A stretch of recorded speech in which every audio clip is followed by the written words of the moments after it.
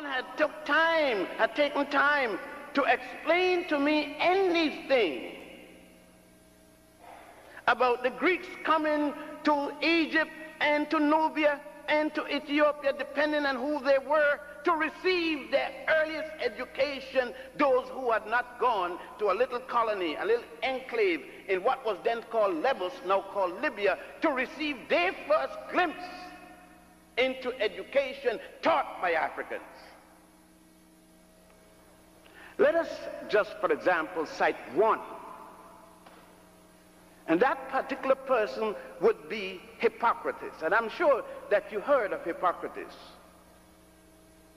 And when you consider that Hippocrates wasn't born until 333 BC, or before the Common Era, yet in your education you were told that Hippocrates is the father of medicine. That's a lie. There's no way that I can say about it other than it's a lie. A lie is a lie, whether it's in the university or in the church. How could Hippocrates be the father of medicine when the first time you see him, he is in Egypt learning medicine from Africans? There are numerous papyri, medical papyri on medicine.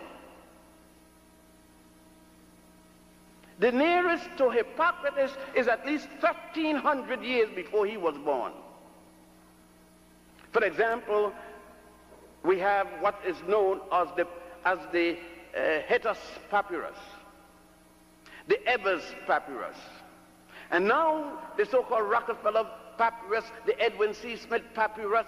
All of these papyri go back to as early as 3100 BC.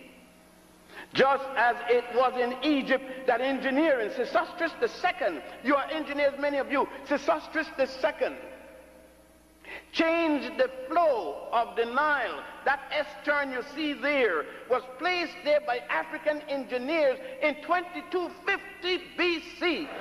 Oh yes, you have been told a lot of lies. No other way to talk about it. And those who teach them, if in fact they did any research, must know their lies.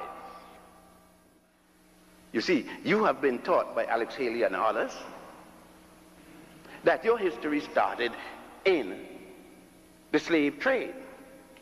But you went into Spain, which was then called Iberia, Spain and Portugal and southern France, as conquerors yourself in 711 under the leadership of Tariq, for whom the Rock of Gibraltar is now named Gibraltaric.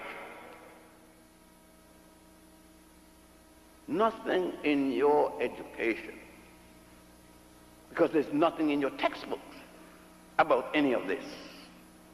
I hadn't known that the Africans called Moors had ruled Spain from 711 until 1485. The last of them losing power at a place called Granada.